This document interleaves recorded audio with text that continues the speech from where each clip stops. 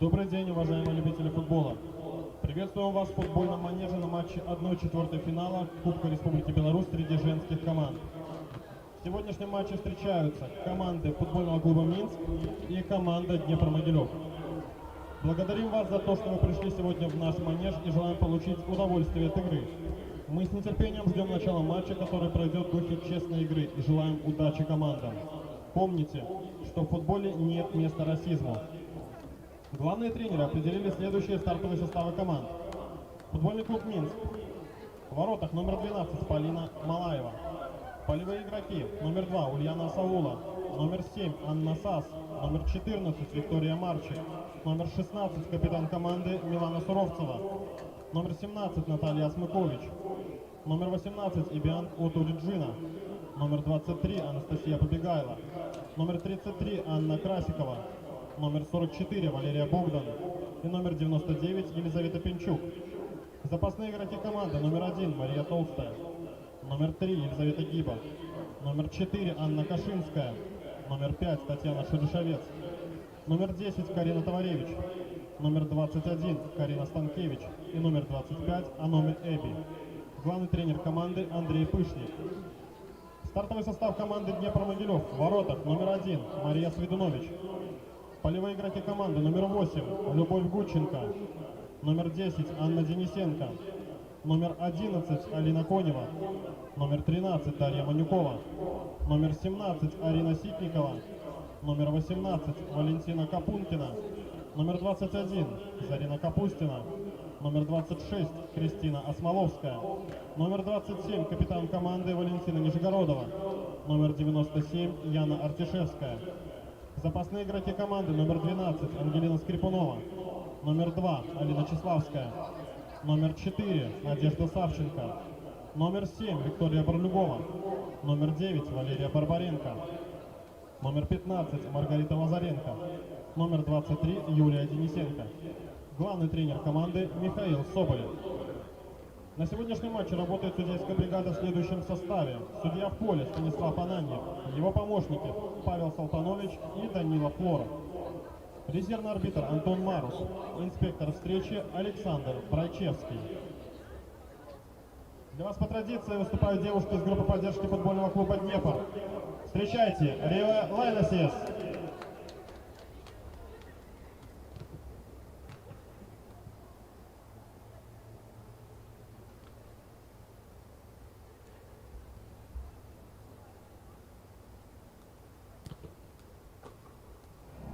The success is not straight. There's a curve called failure, a loop called confusion, speed bumps called friends, and red lights called enemies. Caution signs called family, and flat tires called jobs. We met at a night club with a kiss right in me. I moved on the downstairs, thank you down so free. Let it come in the moment, there is no one around. Our bodies closer, racking up to the sound. Look that I'm touched, but we don't match, don't stop my boy. I know what you think, let's have a good drink, please be my time. Look that I'm touched, but we don't match, don't stop my boy.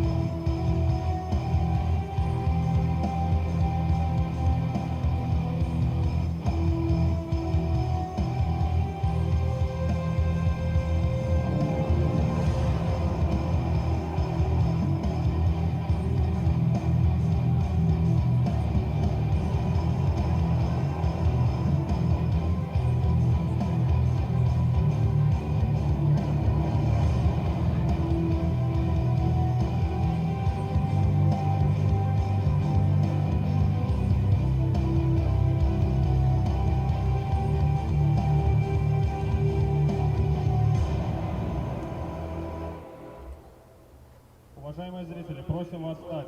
Звучит государственный гимн Республики Беларусь.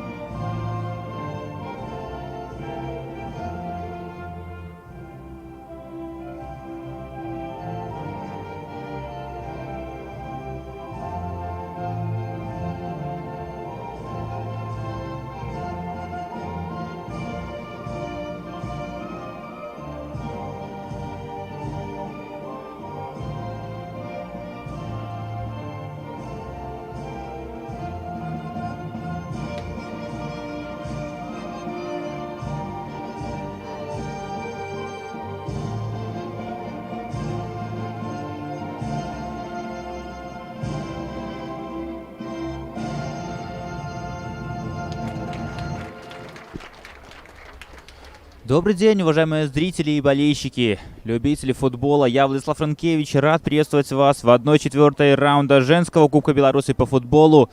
И сегодня у нас встретится Днепр-Могилев против Минска. И что, я предлагаю приступить сразу к стартовым составам команд. Начнем с хозяев поля. В воротах номер 1 Седунович Мария, 8 Гученко Любовь, 10 Денисенко Анна, 11 Конева Алина, 13 Манюкова Дарья, 17 Ситникова Арина, 18 Капункина Валентина, 21 Капустина Зарина, 26 Космоловская Кристина, 27-я капитан команды Нижегородова Валентина и 97-я Артишевская Яна. Главный тренер команды Михаил Соболев. Гости в воротах. Номер 12 Малаева Полина, 2 Асаула Ульяна, 3 33 Красикова Анна, 7 Сасанна, 14 Марчик Виктория, 16 Суровцева Милана, капитан команды, 17 Смыкович Наталья, 18 Ото Реджина и Бианг, 23 Побегайла Анастасия, 44 Богдан Валерия, 99 Пинчук Елизавета. Главный тренер команды Андрей Пышник. Ну что, друзья, и пока готовятся судьи свистеть о начале матча, кто будет сегодня у нас судить? Главный судья Ананьев Станислав, его помощники Салтанович Павел, Флора Данила, Марус Антон, инспектор матча Брайчевский Александр. Ну и, конечно же, все у нас начнется ровно по времени, как и запланировано. Ожидает нас очень интересная и захватывающая игра. И мне кажется, что будет достаточно большое количество эпизодов именно атакующих, именно волнительных, как для одной, так и для второй из команд. Напомню, что совсем недавно встречались девушки в рамках чемпионата страны, именно на этом стадионе, где Минский выиграл со счетом 0-2. Ну и достаточно просто было использовать Минску свои возможности, свои моменты.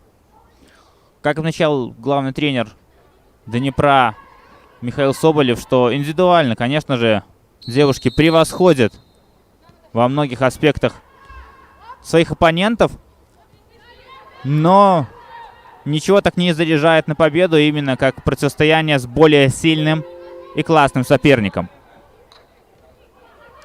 Ну и вот мы видим, пока идут такие разведывательные действия у одной и второй команд. И высокий прессинг со стороны Минска сразу же начинается. Я уверен, что рассчитывают на быстрый гол девушки из столицы, поскольку в прошлом матче, именно в личном, не удалось им этого сделать. И были трудности до забитого мяча, конечно же. Поскольку и у Днепра возникали моменты, могли девушки убегать на контратаках.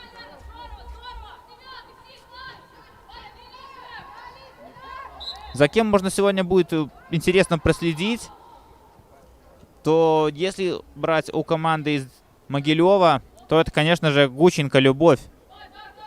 Очень приятно видеть ее в составе. На самом деле девушка была травмирована, и вот уже опасный момент у ворот Седунович Марии. Но она спокойно забирает мяч в руки. Так вот, Гученко Любовь очень приятно видеть в составе. Опытный игрок достаточно. Ну и по сравнению даже с прошлым матчем, вот, не знаю, на что рассчитывал Михаил Соболев. Интересно узнать. Вот, Борлюгова Виктория у нас осталась сидеть на скамейке запасных. Посмотрим, что придумает Днепр с сегодняшней встречи. Ну а у Минска, конечно же, вся команда у них достаточно крепкая, подбор игроков. И, наверное, на Суровцеву Милану стоит обратить внимание. 15 мячей уже забито в чемпионате. И Анастасия Побегайла по 23-м номером девушка. Тоже достаточно хорошо она смотрится. Тоже забила 15 мячей в чемпионате. И вот у нас уже один опасный момент у ворот Седунович Марии. Стандарт заработан. Будет его исполнять Сасанна.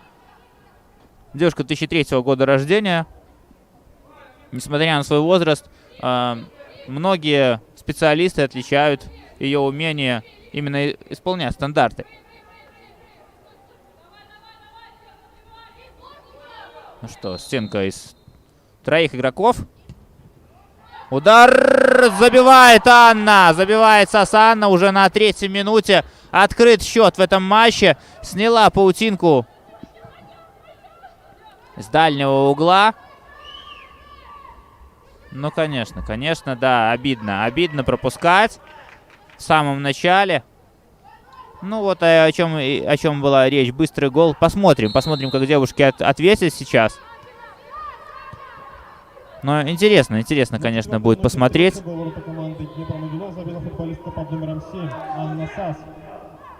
Вот Гученко Любовь сегодня на левом фланге у нас распоряжается, конечно же.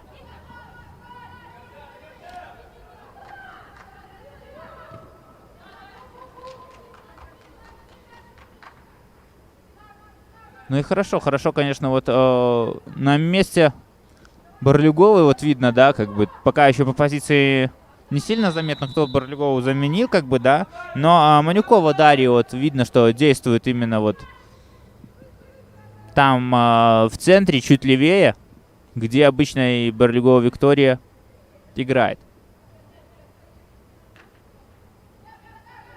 Прошлые встречи тоже достаточно хорошо закончились для команд, имеется в виду в чемпионате.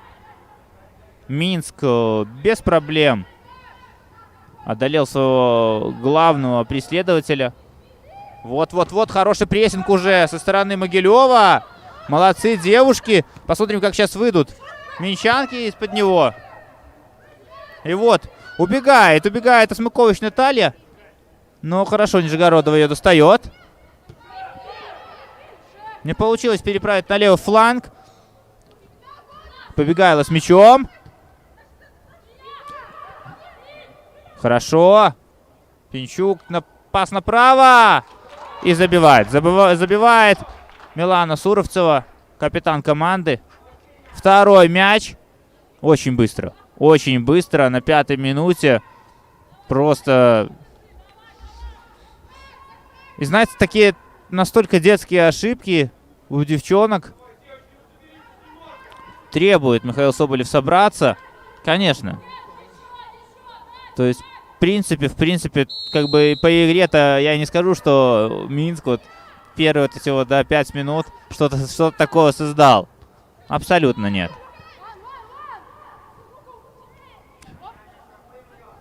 Хорошо.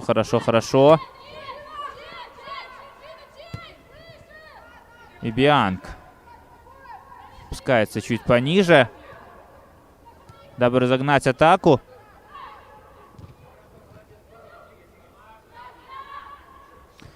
Ну и вот интересная такая защита у команды из Могилева. Ниже опускается Нижегородова. Да, капитан команды, опорный полузащитник. И получается, как будто бы пятером обороняются девушки.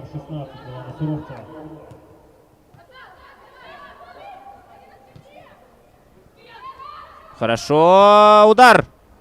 Забирает Сведунович Мария мяч в руки. Богдан Валерия наносила его.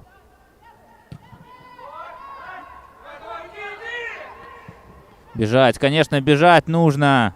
Вперед. Пока есть возможность. Поскольку и Минск, я так думаю, тоже пока еще в таком расслабленном состоянии находится. Да, 2 мяча быстрых забили девушки. Не то чтобы устали, но, возможно, где-то психология и сделала свое дело уже.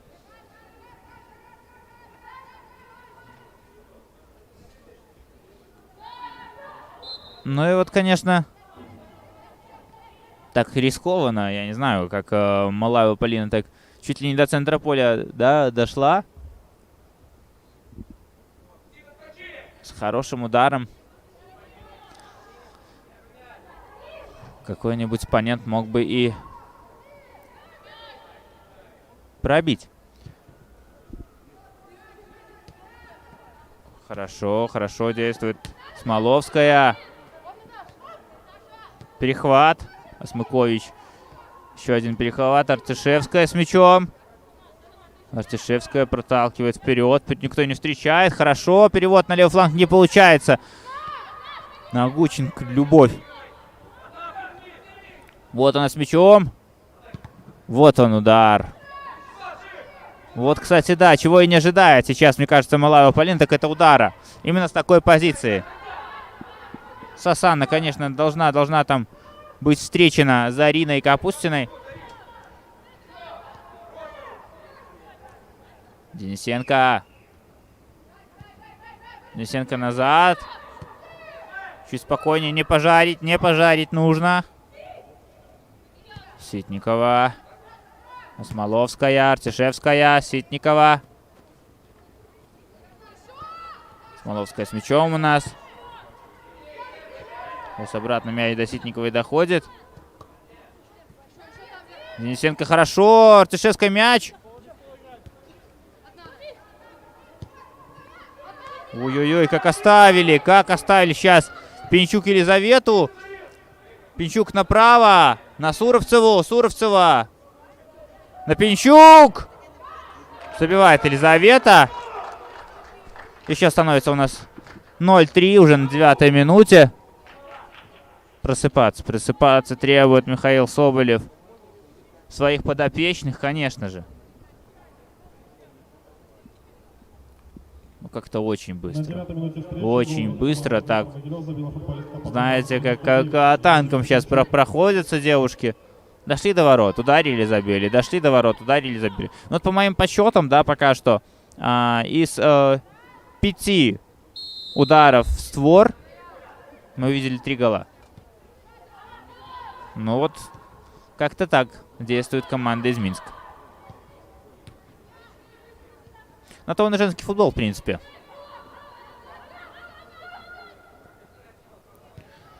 Так вот, если заканчивать тему, да, прошедших матчей, без проблем разобрался Минск с ближайшим следователем из Гродно Неманом, выиграв 6-0. Ну и тем самым как раз-таки подарил надежду команде Михаила Соболева во втором круге чемпионата побороться за 3-е место, поскольку максимально сейчас близки девушки из Могилева до Немана, до бронзы. Отставание всего лишь 1 очко.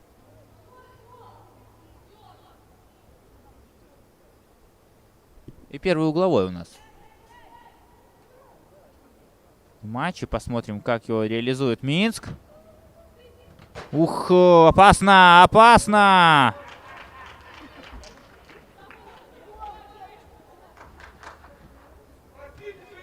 Ну что, забивает, конечно. Засчитывает гол судья. И становится счет 0-4 у нас. Такой достаточно спорный момент. Ну вот именно, да, для судьи, потому что он не видел четко, залетел ли мяч в ворота. Ну и требует, конечно же, Михаил Соболев. Просыпаться девчат. И вот Артишевская уже в прессинге у нас. Хорошо, хорошо, конечно же, действует Минск.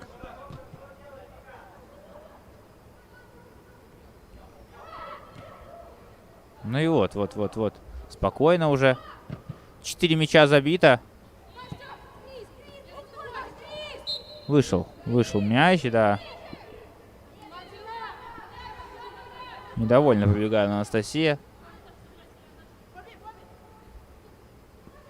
Смоловская. Нужно найти кого-то. У Смоловской.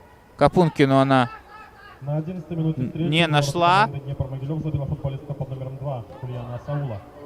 Да, Саула Ульяна именно на ее счет записывает этот мяч с углового. Нижегородова чуть-чуть тут положила на газон Смукович.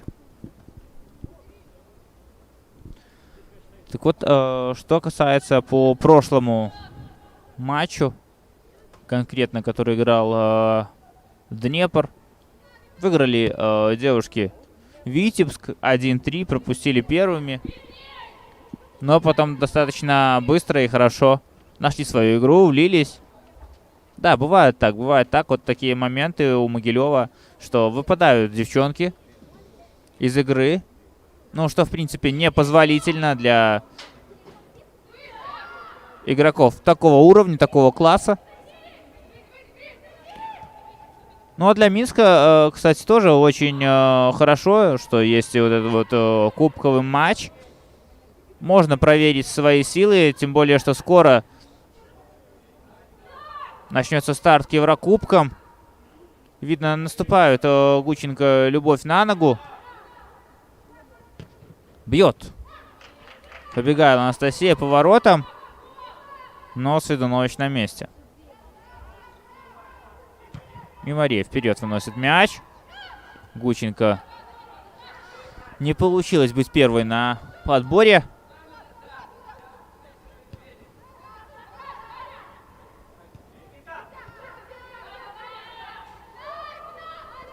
Ну и пока очень хорошо так действует вот Красикова и Асаула Ульяна.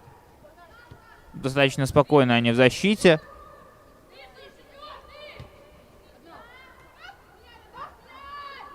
Смыкович хорошо. Вот была задумка, но не получилось должным образом. Ну что, Гученко первая на мяче. Ох, не получилось. Красиво хотела обыграть между ног Марчик Викторию. Но, несмотря на свой опыт и уже возраст, конечно же, Марчик Виктория не дала себя обмануть.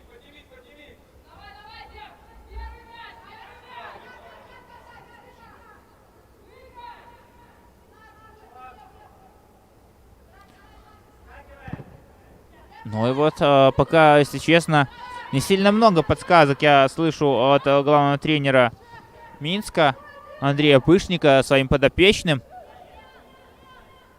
Возможно, все его устраивает. Ну, как минимум счет, так точно. Вопрос, что по игре.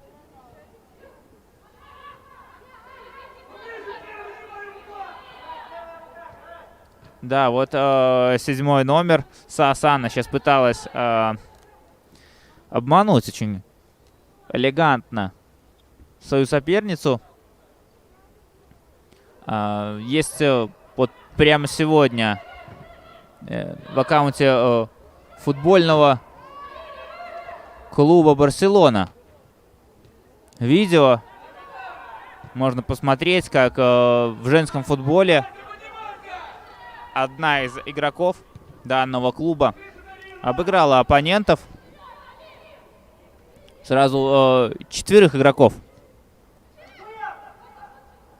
получилось обыграть. Ну и вот сейчас вот что-то похожее пыталась продемонстрировать Саасанна. Да, там пошла, конечно же, опять же Анна на вратаря. Да и до последнего боролась. Но опасно, опасно. Вот такие вот стыки, особенно в женском футболе. Не хотелось бы их вообще, чтобы девушки получали. Ну или по возможности как минимально. Да, на самом деле радует нас сейчас футбол, радует, в принципе, весь белорусский футбол, не только женский, не только данная игра.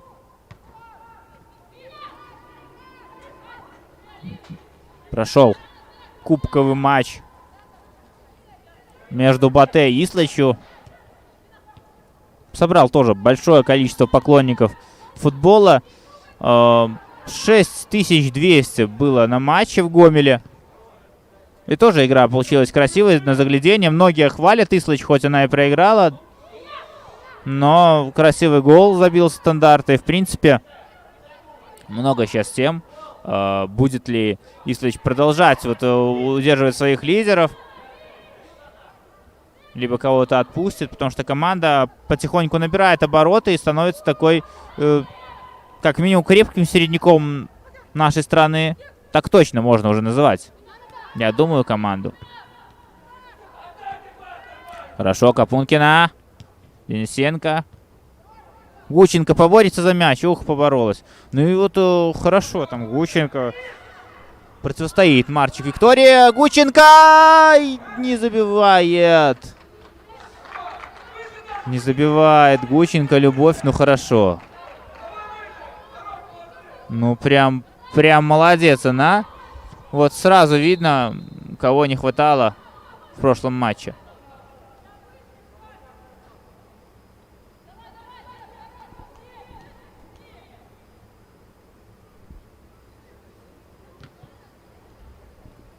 Ну и вот, высокий прессинг пошел уже. В принципе, да, почему бы не прессинговать высоко? Проигрывая 0-4. Смоловская будет противостоять Побегайло. Ах, не получается. Спокойно, спокойно, Конева. Нет, нельзя так ошибаться. Нельзя так ошибаться. И забивает. Это Сасанна забивает. Ну да. Конечно, не разобралась между собой сейчас Сведунович и Конева. Дубль. Дубль у Анны. Ну и пока вот что-то такого прям, чтобы противостоять Минску, что можно сделать, я не знаю. Сложно подобрать ключи команде, которая на каждой позиции тебя так точно сильнее. Ну и командная игра, да, нельзя не говорить, что Днепр не умеет играть командам. Днепр отлично играет командную игру. И многие специалисты утверждают, что в следующем сезоне Днепр может бороться, по праву может бороться уже за бронзовые и серебряные медали чемпионата страны.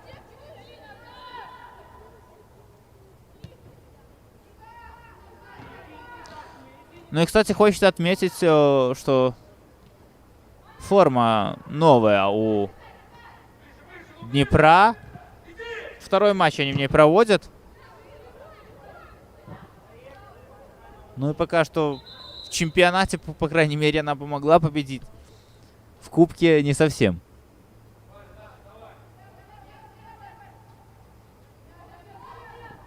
Ну и вот уже поменяли фланг атаки. Девушки из Могилева. И Капустина смотрит, кому можно отдать мяч. Гученко находит она. Ой, Дартишевскую мяч. Как же хорошо летел. И тоже решение такое Дартишевская приняла, да, то есть не выпрыгивать, а спокойно сыграть. Летит мяч выше ворот, но вот это уже эпизодик, это уже моментик. Фалит. Продолжает играть, конечно же. Судья показывает, надо продолжать играть. И Нижегородова била.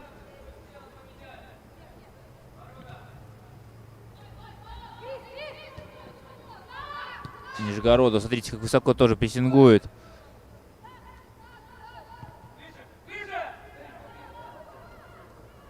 Высокий прессинг от Могилева. Вот это вот на самом деле очень-очень мне нравится. Могут девчонки, если захотят.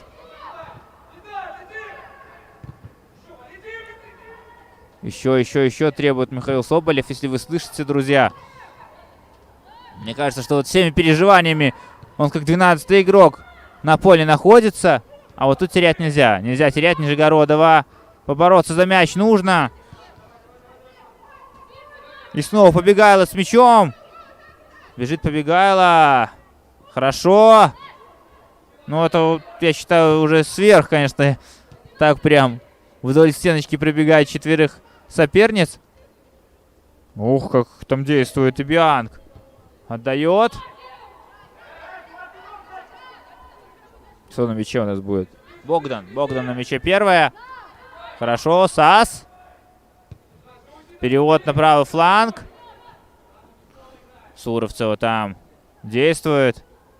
Показывает свою технику. Обратно на Сас. Снова Суровцева. И навес у нас идет в штрафную. Справляется защита Могилева.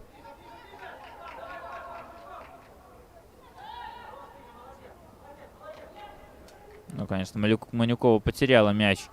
Не совсем удачно. Никто не подсказал, что настигает ее соперница сзади. Побегайло. Достает мяч. Против нее Смоловская. Обходит спокойно. Главное, не фалить тут. На дальнюю. Ну что, отворот.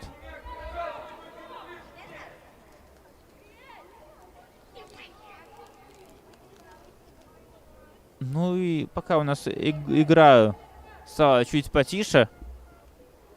0-5 на табло. В принципе, не знаю, есть ли характер у девушек Михаила Соболева, чтобы попытаться отыграться. Сложный счет, конечно же. Но в футболе мы видели многое.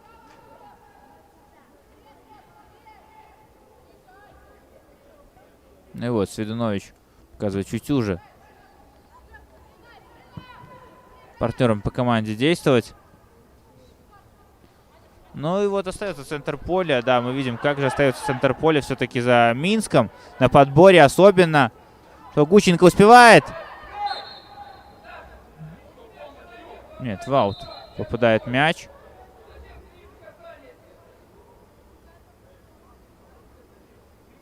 А вот уже и не совсем доволен Андрей Пышник действиями одной из своих футболисток. Не любит, вот посмотрел я, можно сделать такой анализ, что не любит, особенно в современном футболе, когда делают футболисты много касаний. Вот что сейчас Андрей Пышник и высказывал кому-то из своих подопечных. Прессинг, конечно, должен быть прессинг. Фалита Смоловская. Какие ногти, все-таки, какие ногти у Побегайло Анастасии. Вот лежит она на газоне. Белые, видно их издалека. А Смоловская желтая карточка.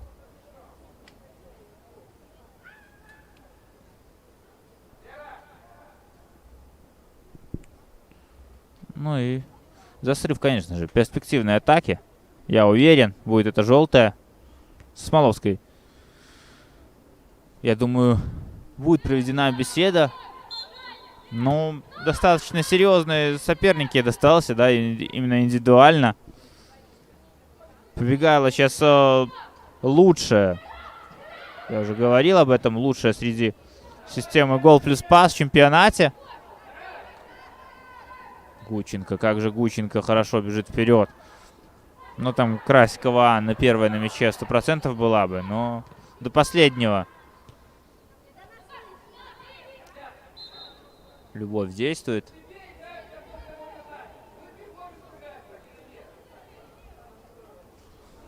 Вот, уже и о чем и речь идет. Андрей Пышник рассказывает,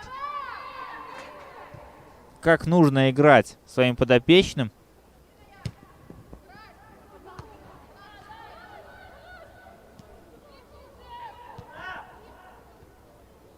Ну и, конечно же, совсем скоро, вот в июне тоже пройдут матчи женской сборной. И я думаю, что достаточно большое количество игроков из Минска будут туда вызваны. Ну и, в принципе, и из Днепра. Достаточно много специалистов говорят, что из Днепра некоторых девушек держат на карандаше.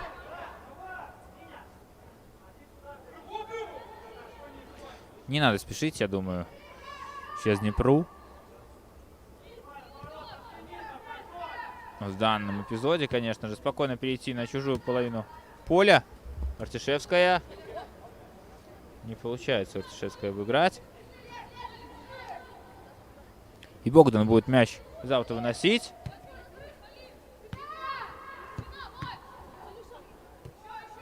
Шо побегала, тут чуть-чуть неуверенно действовала.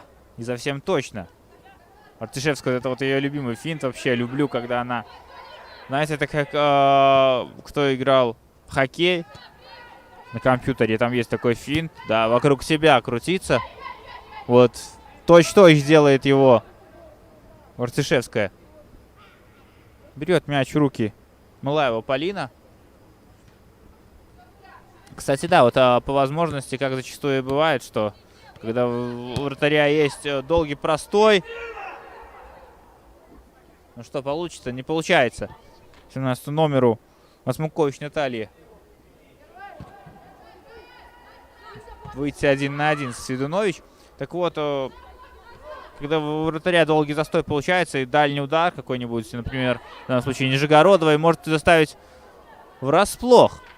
Ну что, и успевает до мяча Суровцева. Пас в центр. Не дают пробить. Побегайла. Артишевская против нее очень классно действовала. И мяч уходит на угловой. Побегайла тоже девушка достаточно молодая. 2004 года рождения. Но показывает, видите, очень классную игру. Вот угловой. Один угловой уже плачевно завершился для команды Михаила Соболева. Чтобы сейчас... Побегайла, дальний удар. Вот так перецелилась она. Пробила, но летит выше ворот мяч.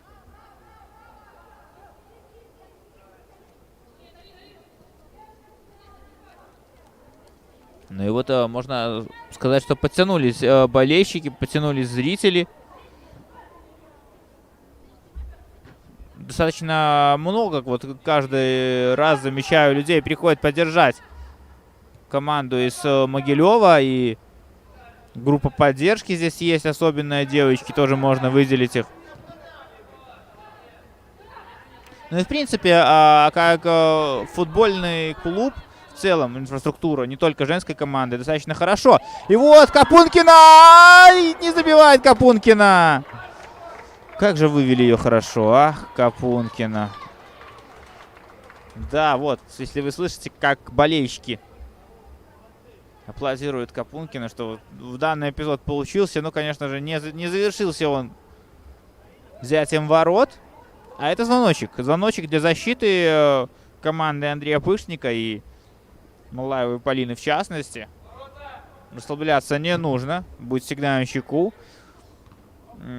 Вот одно из, кстати, отличий как тренера Михаила Соболева, да, можно сделать, что нас достаточно классно он нашел язык со своими подопечными и может настраивать их на игру, там, то есть в любых моментах, в любых эпизодах, против любого соперника самое главное. То есть 0-5, но я уверен, что после перерыва он пообщается с девушками, и девушки добавят, прибавят в любом случае.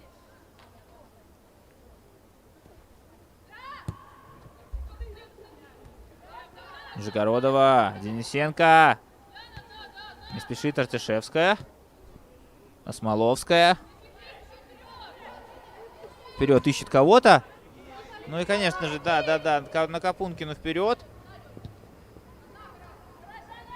Но и 32 минуты, а уже девушки набегали, чувствуется. Чувствуется, конечно, уже чуть не такие скорости демонстрируют, хотя видно, что силы есть.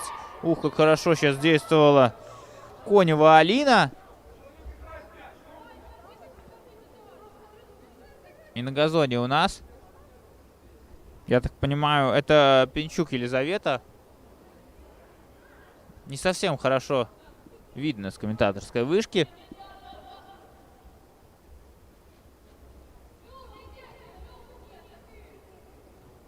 Ну и вот побегала Анастасия у мяча. Будет она исполнять данный стандарт.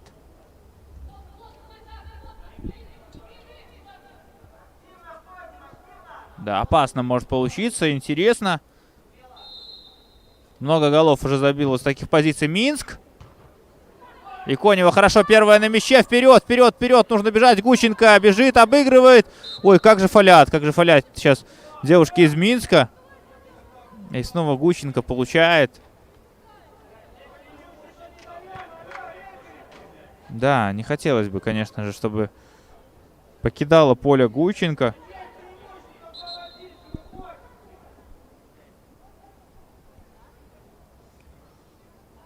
Ну что, сама встает спокойно. Показывает она, где ей больно. Конева у мяча.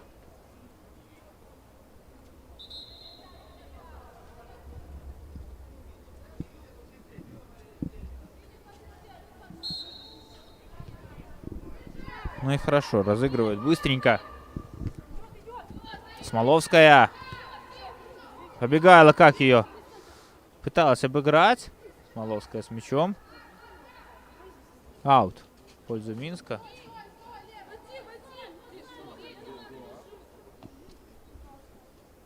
Что-то с ногой у Смоловской.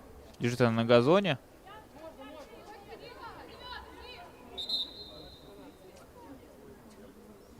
Спрашивает у нее. Она не снесла, все ли в порядке. Да, показывает что-то с рукой, по-моему, мне так кажется, у Смоловской.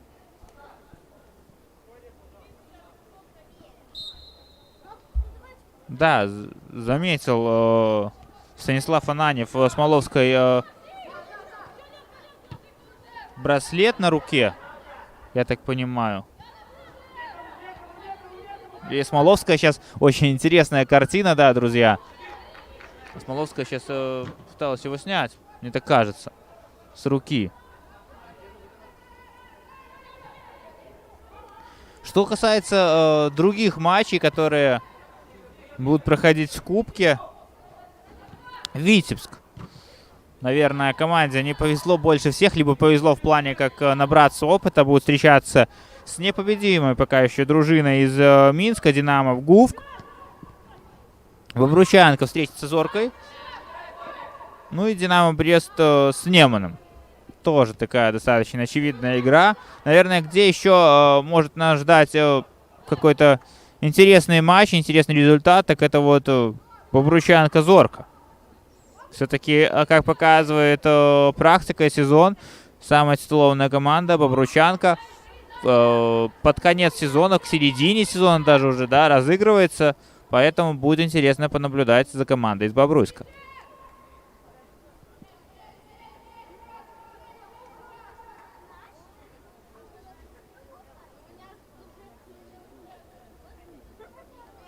Ну и Седунович вводит мяч в игру. Денисенко. Ну и видно сразу, вот раз, два, три, четыре. 7 человек в центре поля находится у Минска, когда в том же эпизоде 4 действуют из Могилева.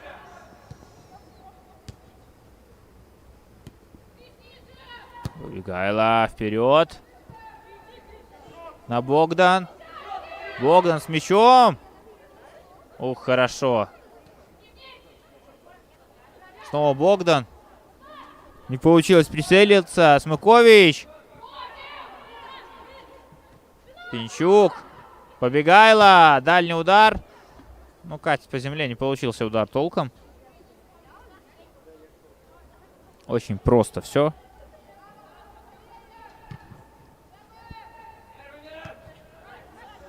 Капункина. Манюкова. Ну, Манюкова вперед очень сильно дает, конечно. И Малаева спокойно забирает мяч в руки и отдает партнеру по команде. Снова Побегайло против Артюшевской.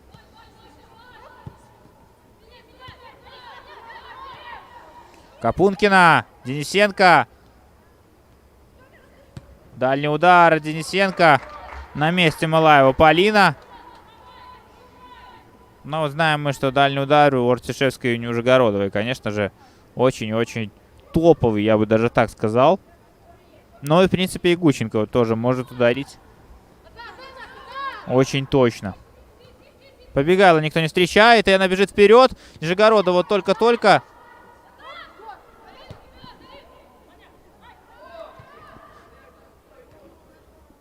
Хорошо развивается атака. Суровцева в центр, никого нету. И Нижегородова убивает мяч в аут. Следующие матчи 28 числа Днепр поедет в Гомель в рамках чемпионата страны. А Минск дома примет Зорку. Дальний удар.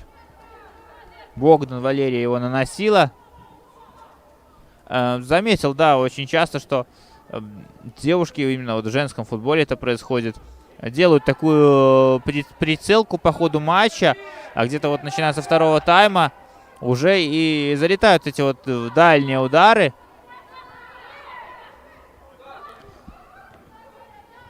Вот Осмакович с мячом. Направо на Суровцеву. Суровцева в центр. Побегайло первая на мяче. И хорошо. Браво.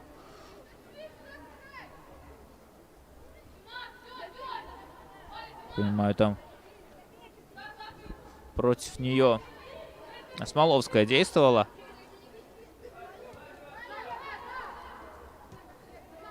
Богдан. Дальний удар. Отлично, отлично, браво. Осмакович пробивала. Свидунович зафиксировала мяч в руках.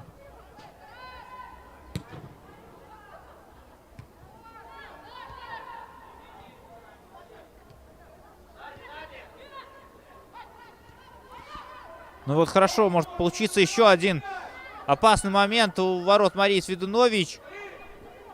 Суровцева. Хорошо. Ну нельзя давать вот Суровцевой делать такие забросы, прострелы. Кто там ее опекает? Капустина, да, вот она, Зарина. Давно мы ее не упоминали. На Артюшевскую она пыталась перевести.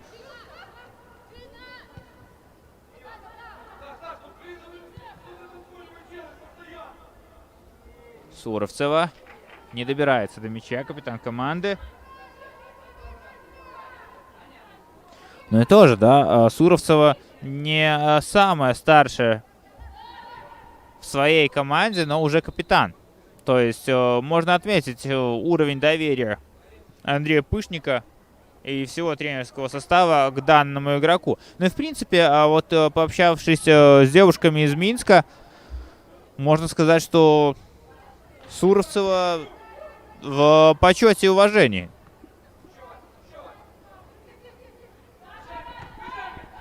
Выше, выше, выше требует Михаил Соболев, чтобы поднимались его подопечные. Побегайло хорошо. Смоловская с мячом сзади. У Смоловской сразу же Богдан Валерия.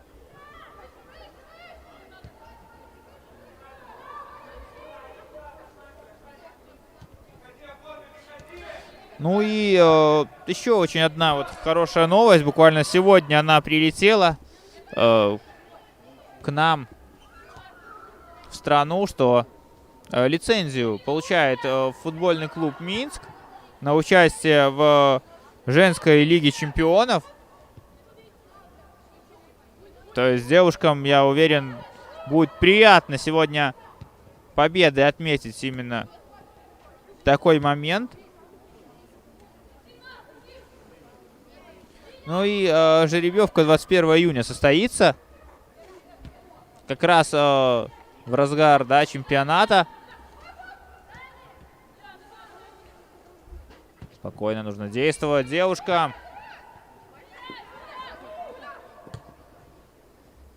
Артишевская добирается до мяча. Побегала. Пыталась попросить мяч. Вулан далеко от данного эпизода. Сасанна как хорошо действует, врывалась в штрафную. Не получилось у нее должным образом подобрать ногу. И уходит мяч на угловой.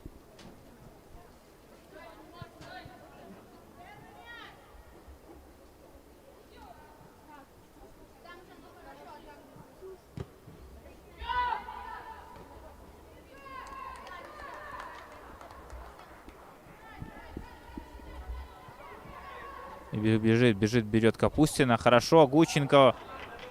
Классный отбор Марчик сделала сейчас. Суровцева. Снова навес или прострел будет. Сама идет Суровцева. Рвается в штрафную. Нет, пенальти. Судья был близок к этому эпизоду. Не нужно апеллировать, да. Угловой удар. И Побегайло будет его исполнять.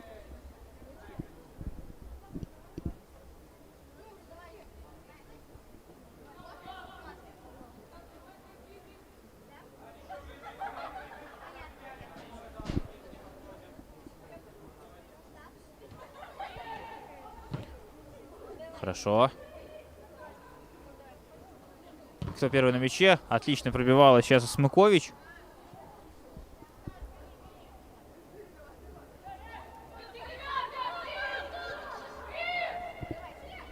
Ну и вот уже видно, на самом деле, под конец первого тайма, да, остается до основного времени 1 минута, что полностью Днепр вот отдал инициативу пока что Минску. Но и ждут девчонки перерыва. Это чувствуется. В любом случае, интересно, сколько добавит судья Ананьев Станислав. Вроде бы таких остановок, чтобы и не было. Сильных 5 забитых мячей. Ну и так, чтобы по игре уже и я не припомню.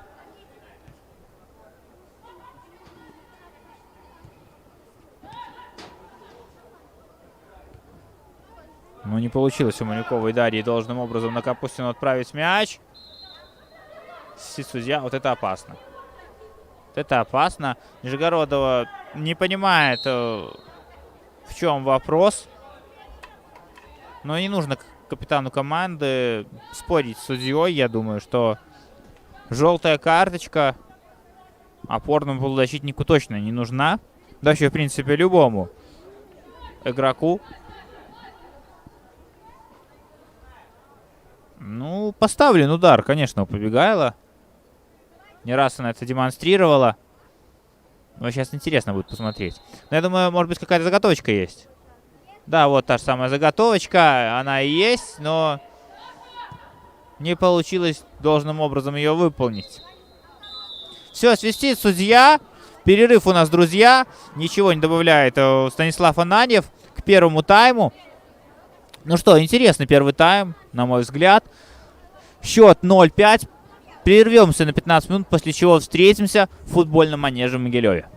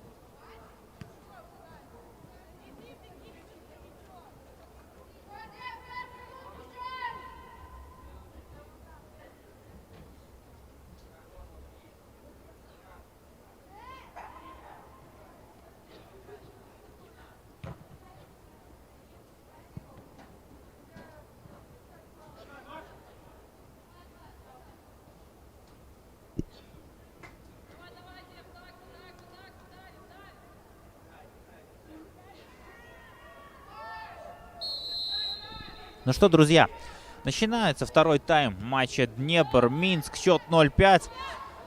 И я же думаю, что второй тайм будет настолько напряжен, насколько еще не был никогда, потому что буквально в перерыве удалось пообщаться с некоторыми игроками и представителями тренерских штабов одной и второй команд.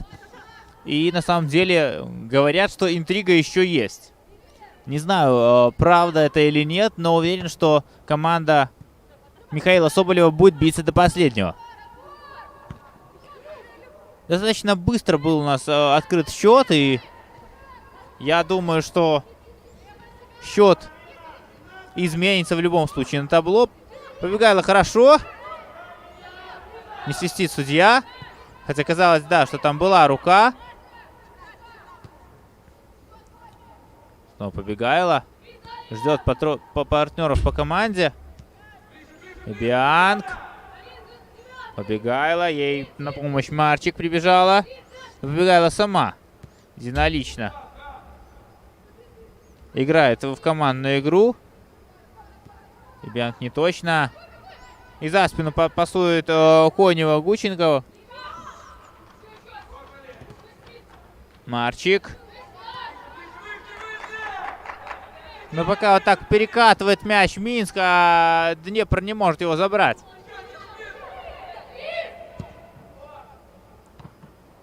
Ух ты, это попытка ударить через себя капитана команды Суровцева Миланы.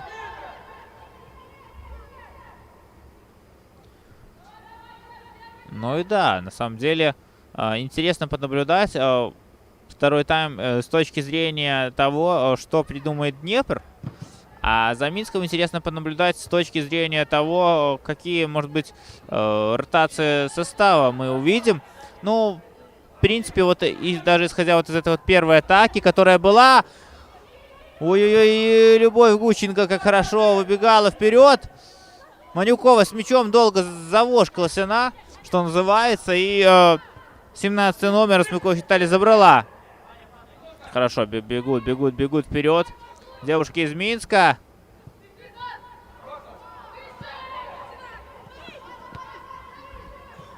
Ну вот что отметим, да? Поменялись флангами Побегайло. Да, уже сразу можно отмечать. И Суровцева. Теперь у Капустиной задача смотреть за Побегайло. Капитан команды туда перешла на Смоловскую, и у нас интересное будет противостояние. По крайней мере, интересно наблюдать за тем, что... Я не знаю, почему так, конечно, сделал Андрей Пышник, хотя по матчам частенько такое бывает у него. Мне кажется, что большее давление Побегайло оказывало на именно Смоловскую.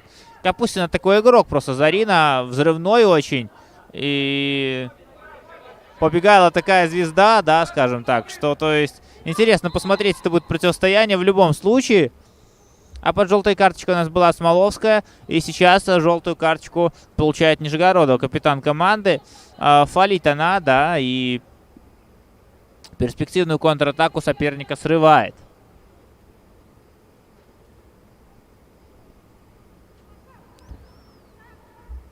Ну что, уже стандарт будет исполнять Сааса, не Побегайло. Ну и не нужно тут Денисенко и Капункин должны решить, кто будет 17 номер опекать, Смыкович. Хорошо действовала вверху Ситниковой. Не получается пока что убежать. Днепр. Классная кричалка сейчас от молодого болельщика Днепра только что прозвучала. Жаль, не могу вам ее пересказать. Капустина пропускает Побегайло. И на дальнюю штангу Побегайло делала заброс. Богдан Валерия с мячом.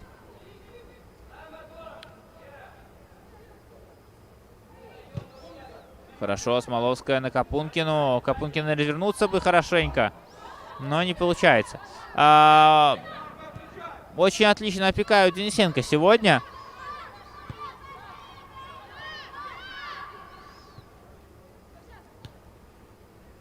Ну что, еще уже. Ой-ой-ой-ой-ой, как все-таки опасно было. Асаула Ульяна делала заброш такой штрафную, но и там оказалась в офсайде. Пинчук Елизавета. Свидунович просит выше подняться. Ну, конечно, зачем пожарить около своих ворот? Тем более, с учетом того, что команде нужно отыгрывать 5 мячей. Напомню, друзья, что играется у нас в Кубке один матч. То есть, кто сегодня у нас победит, тот и проходит дальше. Ну и вот очень интересно, на перерыв, когда уходили, была игра в Витебске.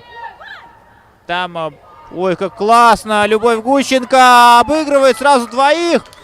Отлично, отлично, отлично, молодец, Любовь, аплодисменты заслужила как минимум. Неточная передача на Артишевскую, но браво, браво, Любовь, вот он, вот это опыт и просто холоднокровие, браво.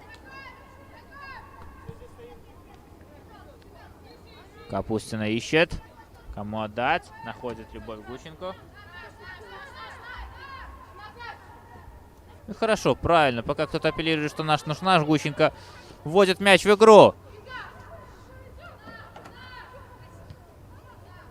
Ну вот да, конечно же, пару таких игроков еще в команду Михаила Соболева. И я уверен, что они могли тягаться не только с Минском, но и даже с Динамо.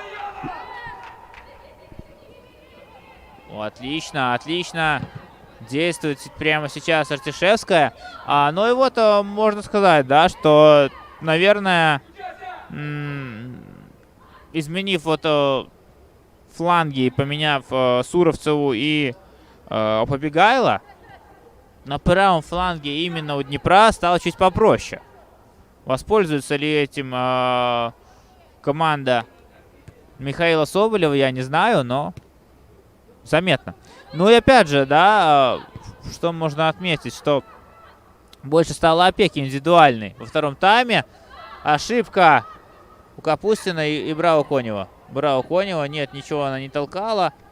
Не нужно тут придумывать, Смыкович Наталья, какие-то аргументы для назначения пенальти.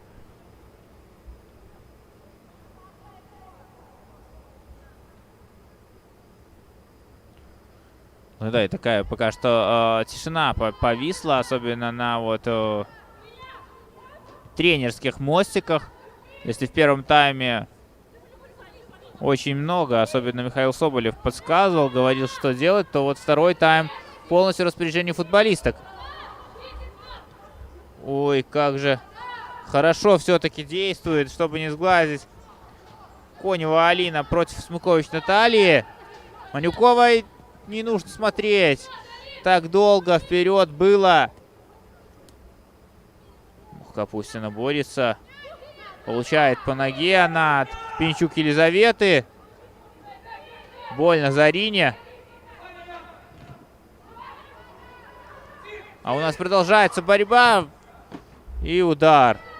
Браво, Мария Свидунович. Забирает мяч в руки. Ну и вот только сейчас Аня Станислав спрашивает у Капустиной Зарины, все ли в порядке. Да, она показывает, что можно продолжить игру.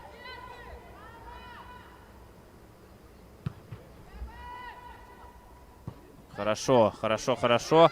Гученко бежит. И хватает скорости, вы посмотрите.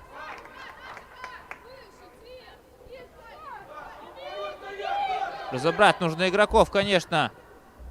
Требует Михаил Соболев это сделать как можно быстрее. Ух, как ошибается сейчас. Малаева Полина. Капустина. Добирается до мяча Капустина. Хорошо. Прострел делает. Гученко. Капустина. На Артишевскую. Но, как мы знаем, Артишевская не сильна на втором этаже, хотя габариты позволяют. Ну и вот она, уже атака Днепра. Аут. Зарабатывают девушки Михаила Соболева. Хорошо. Прострел. Ой, Капункина не добирается до мяча Капункина. Как обидно. И может получиться хорошая контратака. Нет, продолжаем играть, показывает судья. Побегайло. Опять отмечаем действие Коневой. Грамотно подставляет корпус. Это защитница.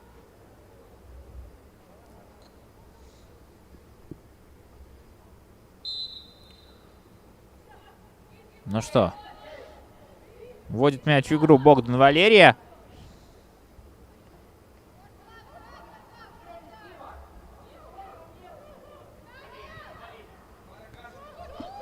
Вот. Отлично очень действует и Бианг. Удар! Браво, Свидунович, браво! Не дает она Наталья Смукович отличиться в ближний угол. Ну, выполнила Мария свою работу. Отразила этот удар. Внешней стороной показалось нечто пробивало. Смукович разыграли. Ай! Не получилось Гущенко сыграть достаточно хорошо. И Бианг пробила поворотом. Повезло, конечно, команде из Могилева, что мяч полетел мимо.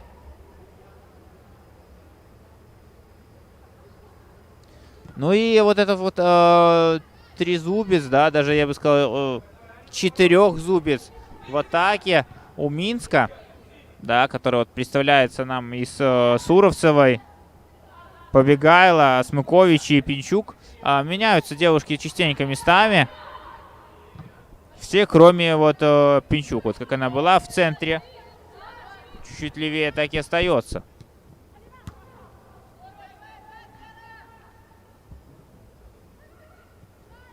Закружила Артишевскую Богдан.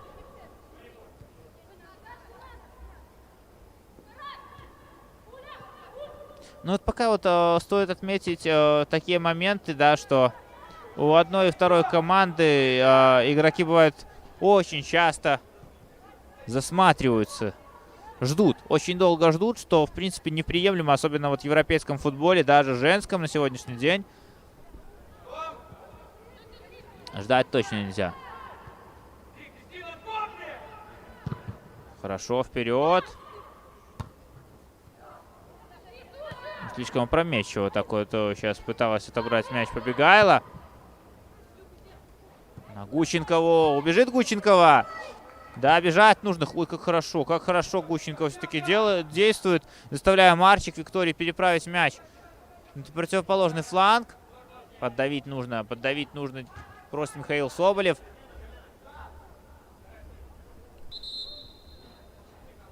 Замена у нас.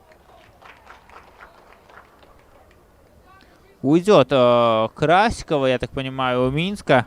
И появится Елизавета Гиба, тоже достаточно молодой игрок. И покинет поле также у нас, я так понимаю,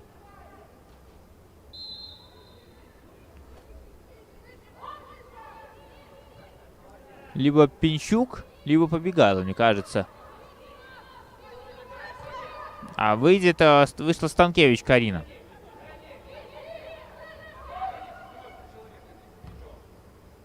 В составе команды Минск произведена двойная замена. Поле покинули футболистки под номером. Хорошо, это атакует Минск. И 33 Анна Красикова. Вместо них на поле появились. Да, Пинчук ушла, и появилась Станкевич Карина. 21. Ну что можно сказать, что Гиба Елизавета, что Станкевич Карина тоже уже в Минске находится давно. По позициям они были произведены замены. Но я думаю, что таким образом смотрит вот двойная замена, посмотрит Андрей Пышник, как девушки себя проявят. Дает возможность, он благо счет позволяет. Хорошо, Денисенко. На Гущенкову. Ух. Хорошо. Вот то, что нужно делать регулярно команде Михаила Соболева, это обострять вот такие вот забросы. Делать штрафную Марии, прошу прощения, Полины Малаевой. Хорошо, хорошо, хорошо. Два 17-х номера у нас встретились. Ситникова оказалась сильнее. Синович обратно на Ситникову. А нету прессинга, нету прессинга. Манюкова. Очень спокойно Манюкова против побегала, действовала. И ошиблась. САС. Сидунович. Браво. Просто браво. Мария. Не дала она Суровцевой Милане, капитану команды, забить. Ну вот. Видно, что на самом деле растет как вратарь даже по ходу вот этого сезона. Мария Свидунович. Очень классно она действует, особенно вот по ходу сезона. Я думаю, что вот даже и той же Аполлине Малаевой может в сборной составить конкуренцию она. Ой, как фалит сейчас Капустина Зарина. Вот о чем и речь была. Очень легко, кстати, может она повредить Побегая Анастасию, а для главного тренера Андрея Пышника, я думаю, Побегая Анастасия очень ценный игрок. И тем самым, конечно, поставив ее вот на правый фланг, Капустиной Зарине, вынуждает он играть чуть спокойнее свою подопечную. Ну что, кто первый на мяче у нас окажется? Нижегородова выносит мяч. Побегайла.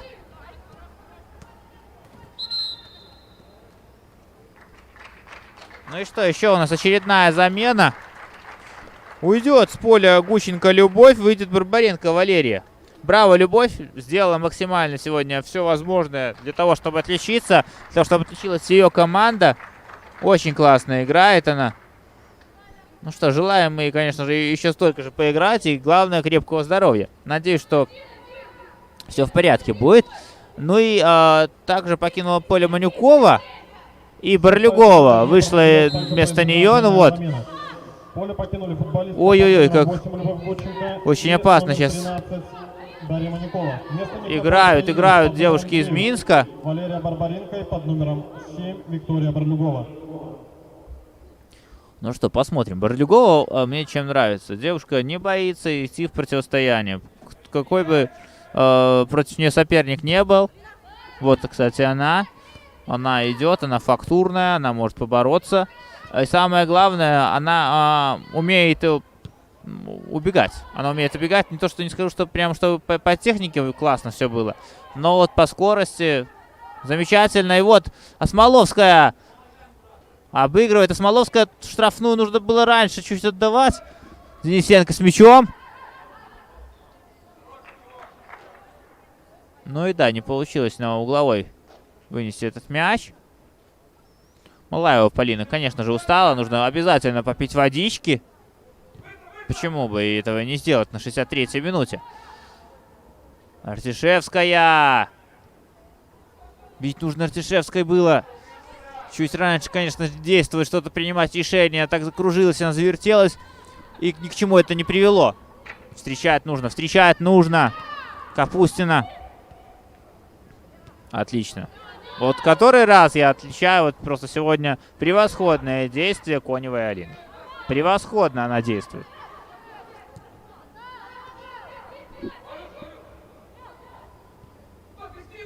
И вот смотрите, как Суровцева, да, сразу отдала, сразу бежит вперед. Ой-ой-ой, Капустина. Чуть точнее нужно действовать. Нельзя давать бить. Побегайла, пробивала. Ну, это такой даже, да, знаете, удар с расчетом, что кто-нибудь, может быть, и ножку-то и подтянет свою. А длинноногих красоток хватает в команде Андрея Пышника. Та же Отто Реджина Ибианг тоже может спокойно ворваться в штрафную, что за ней, кстати, замечалось вот даже по ходу этого матча. Вроде бы далеко игрок не нападение. Не совсем удачно действовала Барбаренко сейчас.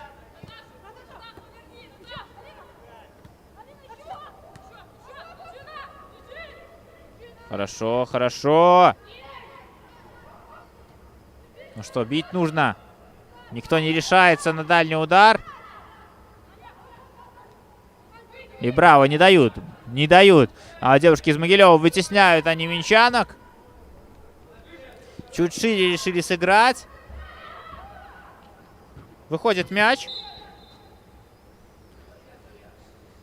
Да, это еще один плюсик, конечно же. Вот в данном эпизоде, что все разрешилось так спокойно для команды Михаила Соболева.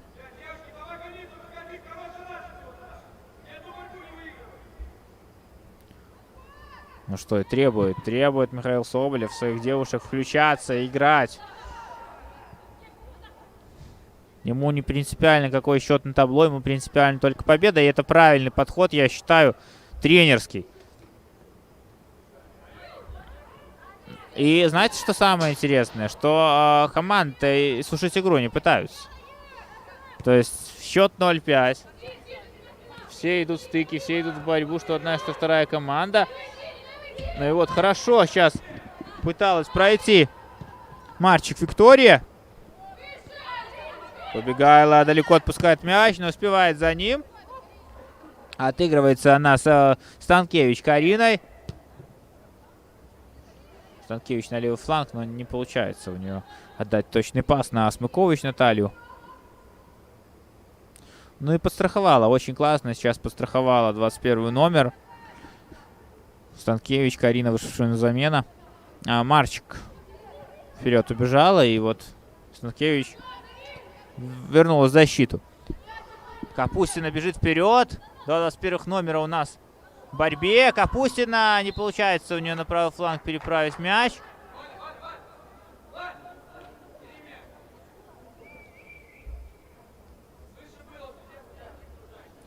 И, конечно, выше, да, Нижегородова мяч. И вот может пробить даже Нижегородова с этой позиции. Посмотрим мы. Нижегородова, дальний удар. Но чуть-чуть не точно. На пару метров. И что, покинет у нас поле Смыкович Наталья. И выйдет Кашинская Анна. Но Смыкович тоже уже набегалась. Было видно это. Вот даже буквально минуту назад в эпизоде.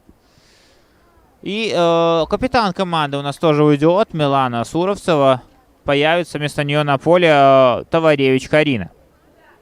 И снова двойная замена в составе футбольного клуба Минск. Ну, правильно, нужно дать поиграть, конечно же, максимально составу, что и делает Андрей Пышник. Особенно против таких соперников. Очень классный соперник. Я думаю, что в любом случае это еще и опыт для самих девушек, которые выходят на замену.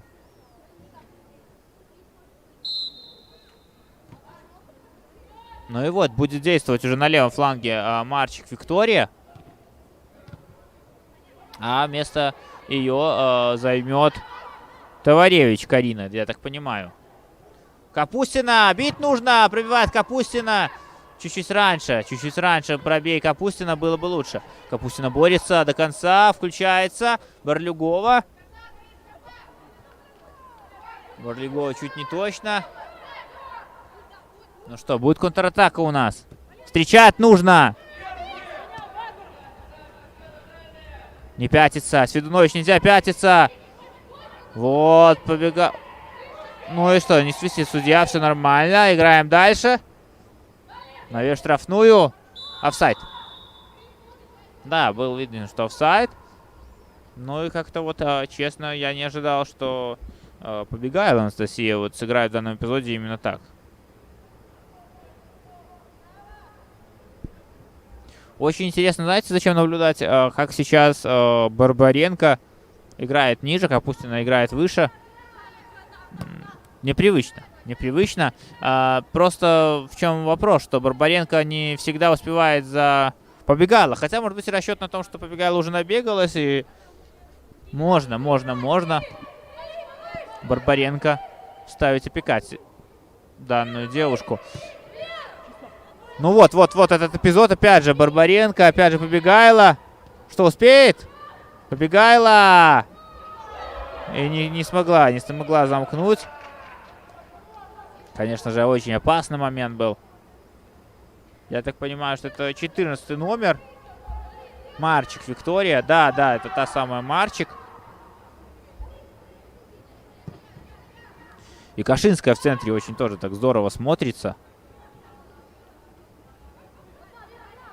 Очень многих игроков она сразу забирает на себя. Кажется, что да, как бы с мячом не встречается. Но вот тут видно, что опека за ней есть. Капункина.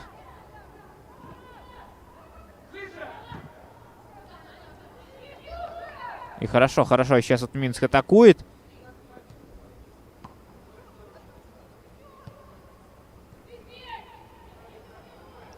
Встречать нужно. Встречать, конечно же, Светунович спокойно забирает мяч. И возвращаться домой сразу. Призывают партнеры по команде минчанок. Светунович вперед.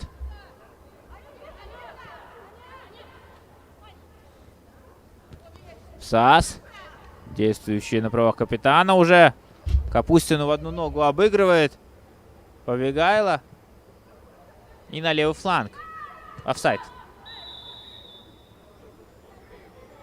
Да, офсайд. И я не знаю, почему так вот девушки очень забегают. Офсайд прям видно. Нужно быть более внимательным. Ну и что? И замена у нас. Скрипунова Ангелина, вратарь, появится у Днепра, а вместо Светунович Марии, конечно же. И еще одна замена. Денисенко Анна уйдет, и Числавская Арина появится. Числавская очень молодая. Ну и на самом деле пока что большие надежды она демонстрирует. В составе команды Днепр-Могилев произведена двойная замена. Ну что, пожелаем удачи в замену игрокам. И номер 10. Ну и Светунович сегодня сделала максимально то, что могла. И я поддерживаю тренера Михаила Соболева, что вот он решил выпустить Скрипунову Ангелину. Практика игровая нужна, тем более это стимулирует и основного твоего голкипера.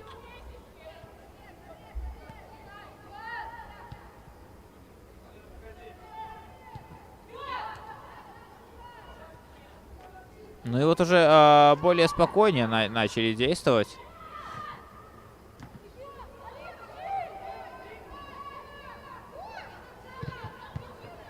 Ой, чуть-чуть точнее нужно девушкам из Могилева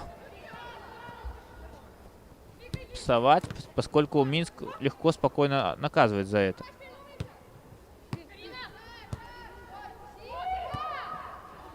Опять действия Алины Коневой. Наверное, если бы меня попросили выбрать вот до данной минуты лучшего игрока, то я бы выбирал между Алиной Коневой и Гученко. Потому что, наверное, вот это вот те самые игроки в составе Днепра, которые пока что внесли максимальный вклад, не преуменьшая заслуг других. Но у Минска тоже подбор игроков хороший, но, наверное, вот САС, Побегайло сегодняшний матч больше всего сделали.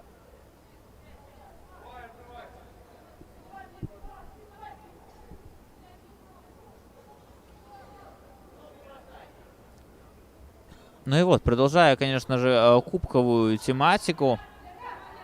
Очень интересная сейчас картина, да, получалась именно в мужском футболе, поскольку Батэ выиграл кубок у Ислыча, да, и должна была следующая команда, которая ниже по таблице, играть в Еврокубках.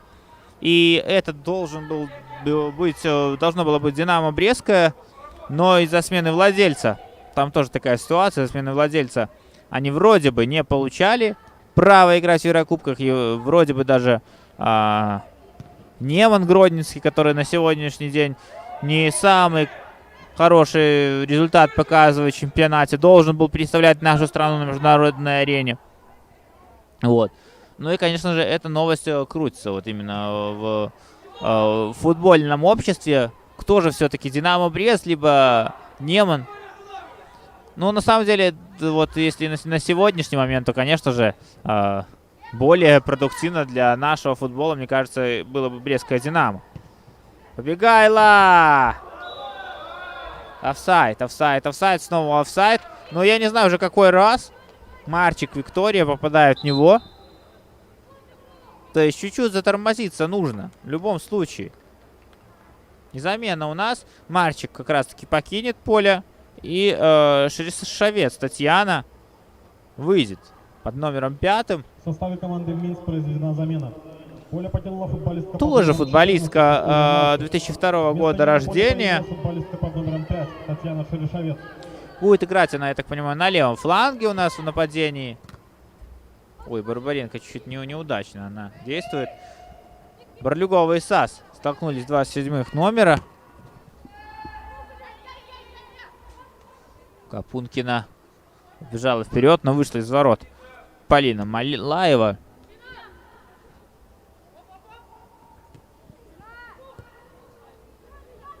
Хорошо, Капункина. Капустина. Артишевской надо побороться, конечно, не спать. Артишевской нужно идти до конца в данный эпизод. Странно, что, конечно, ей никто не помог. Из партнеров Смоловская не дает себя обыгрывать. Браво, Смоловская, выбивает мяч в аут.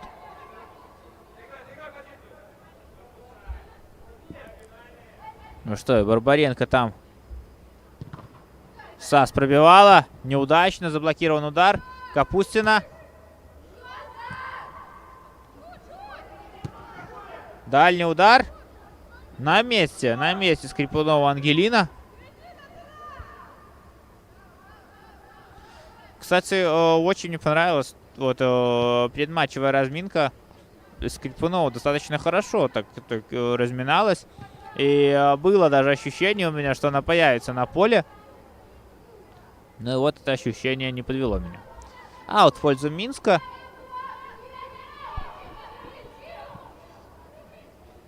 Мы смотрим, как сейчас девушки действуют. Хорошо, хорошо действует на выходе Скрипунова. Мяч у Днепра. Интересно вот тот самый факт, что по ходу вот футбольного матча всего времени на футбольный манеж подтягивается все больше и больше людей. Кто-то после работы, кто-то, может быть, после учебы. Но достаточно большое количество молодых. Вообще, в принципе, в Могилеве хорошая инфраструктура для развития, я уже это упоминал. Ну и федерация максимально старается делать, чтобы и другие города тоже не отставали. Все областные в том числе, но если брать не из областных, то, конечно же, можно отметить и тот же Пинск, и Бобруйск. Да, и клубы вот первой лиги. Строятся манежи, и развитие идет, конечно, в футболе. Рука, да, рука. Быстрее просит Михаил Соболев играть девушек. Продолжаем играть, показывает судья. Артишевская. Нижегородова. Хорошая обманочка. Капустина. Барлюгова. Капустина. Барлюгова. Капустина вперед.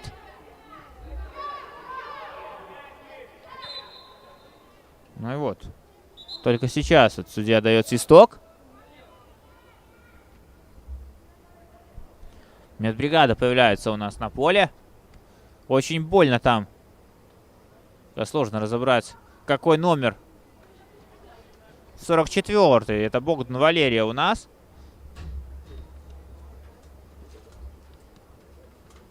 Ну и да, и уже сделано достаточно большое количество замен.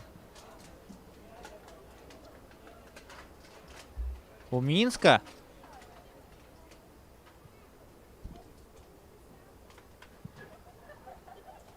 Ну что, пока на газоне. Надеемся, что все в порядке будет. Богдан.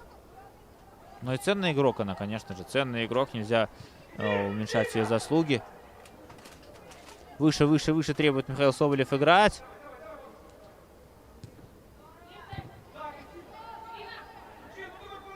Ну и, конечно же, я думаю, что на 1 гол можно Днепру наиграть. Капустина! Ой, чуть-чуть, конечно же, не хватает Капустина для того, чтобы выйти 1 на 1 с вратарем.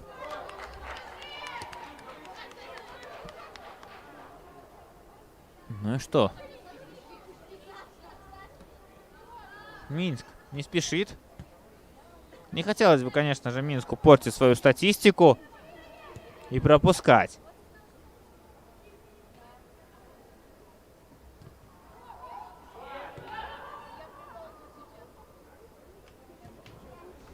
Отлично.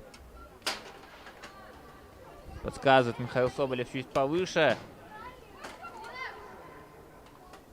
Как же хорошо сейчас действовала Товаревич. Карина это была, вышедшая на замену. И выбивает мяч Малаева Полина. Ну что, получится хорошая атака. Барбаренко. Алина Конева. И выносит мяч. Скрипунова. Но мяч все равно сохраняется у Минска. Тоже очень интересно, конечно же. Побегайло. Падает. Конева против нее действовала. Нижегородова показывает все-таки Побегайло, что опыт берет свое. И не будешь ты, дескать, так быстро вводить мяч в игру. Ой, какой хороший пас на Капустину. Капустиной бы достать бы его. Не достает она, к сожалению. А с Капункиной могли бы выходить. Замечательно даже. 1 на 1.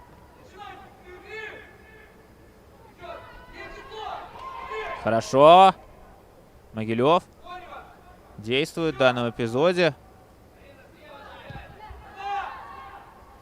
И атакует команда Михаила Соболева.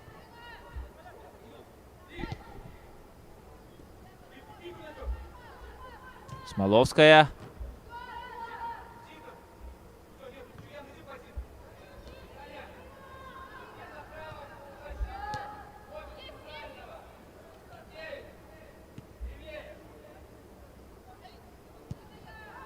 Хорошо, хорошо, Минск действует в обороне. Не дает Могилеву что-то предпринять сверху. В атаке Смоловская. Не дает ничего уйти.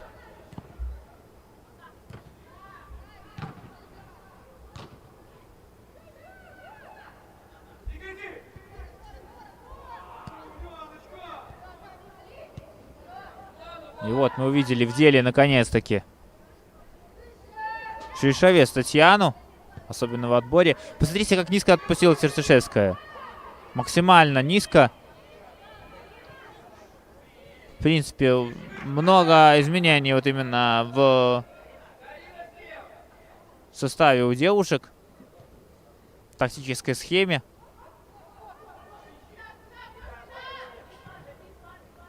Десятером играет Минск сейчас. И знаете, что порой десятером игра команды куда лучше смотрится. Надеемся, конечно же, что с Богданом Валерией все нормально. Но посмотрим, хватит ли вот этих вот 10 оставшихся минут для того, чтобы отыграть хотя бы 1 мяч команде Михаила Соболева.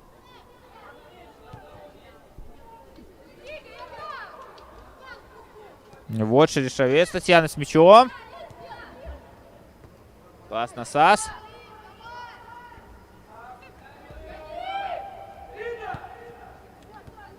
Ой, как же технично.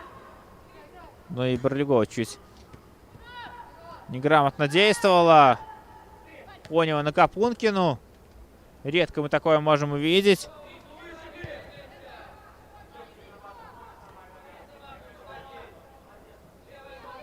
Хорошо, хорошо. Вперед бежит Днепр. Артишевская в центре. Ну и да, друзья, у нас вот тоже уже подходит к концу матч в Витебске. Там счет 0-7. Динамо выигрывает. Ну и проходит следующий раунд. Как, в принципе, по матчу, я думаю, что там все понятно.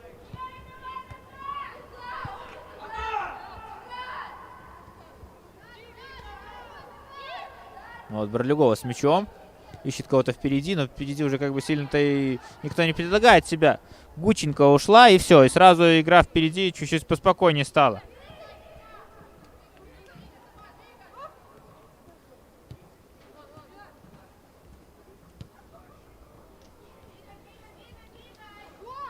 Ну и да, на самом деле вот видя мы, что сейчас, конечно, Минск уже просто вот играет в десятером, спокойно держит мяч, пытается что-то такое простое самое придумать у ворот, вышедшей на замену Скрипунова Ангелины. Ну а Днепр подустал. Днепр подустал, и в команде Михаила Соболева готовится замена, но она будет явно после этой атаки. Алина Конева чуть-чуть не точно делает пас. Место Борлюговой она сейчас занимает.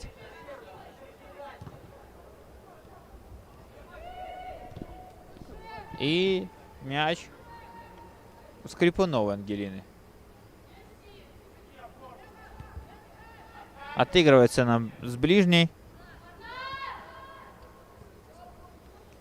Посмотрите, как Нижегородова даже опустилась низко, чтобы начать эту атаку. И вот. Есть вопрос. Борлюговой почему так долго? Ждала она, кому отдать. Вроде бы были и свободные игроки, свободные зоны.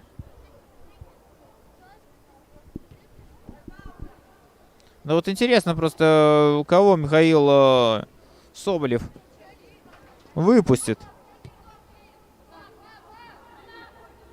Потому что Барбаренко есть у нас, Борлюгова тоже. Числавская, Скрипунова. Может быть, Денисенко Юлия? Савченко. Борлюгова с мячом. Быстрее. Нужно действовать. И не точно Нижегородова. Отправляет мяч в аут. И тут же сразу замена у нас. Лазаренко Маргарита. Вот. Лазаренко появится на поле. А покинет поле у нас Капустина Зарина. Браво, Зарина. Сделала сегодня максимально хорошо свою работу. Замена в составе команды Днепр. Да, бывали, конечно, моменты, что убегала от нее Побегайла. Вместо нее на поле появилась футболистка И заработала на желтую карточку, но, в принципе, действовала грамотно и четко. К сожалению, забить только не удалось.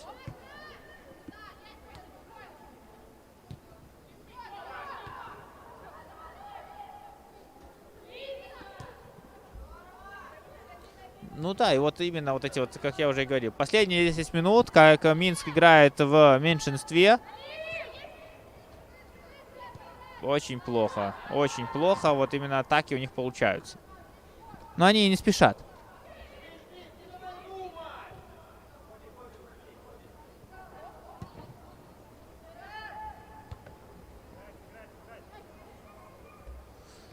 Вот с мячом. Побегайла. Давно мы ее не видели и не вспоминали. Дальний удар. На месте Ангелина Скрипунова. На месте. Хорошо.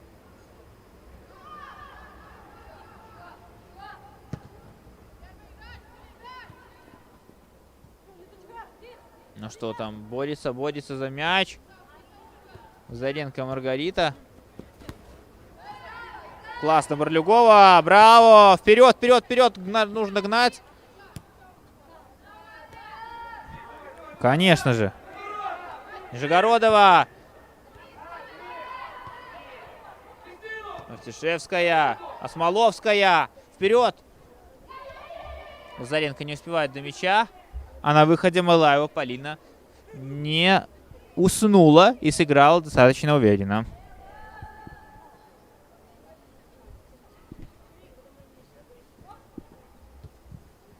Побегайла. у него Барбаренко с Капункиной. Хорошо разобрались. Подустала, наверное, Елизавета уже просто. И вот Нижегородова, может быть, попробовать пробить. Выше, выше, выше. Конечно же, нужно играть. Могилеву, если есть силы. А у нас пошла последняя минута основного времени. Ну, я думаю, что судья вправе добавить минуты 3 точно. Одну минуту. Одну минуту он добавил. Но вот поскольку там была пауза, вот именно долгая, с моментом, когда уходила с поля Богдан Валерия. В принципе, очень много замен у нас было сегодня. Но я думаю, что на месте Станислава Ананьева поступил бы каждый, поскольку уже счет 0-5. В принципе, девушки подустали, да, и может быть он и прав, что не дает уже как бы много добавленного времени, поскольку как бы сильно и не отыграешь, а усталость будет. Ну что, друзья, все, заканчивается наш матч. Днепр, Могилев, Минск, счет 0-5.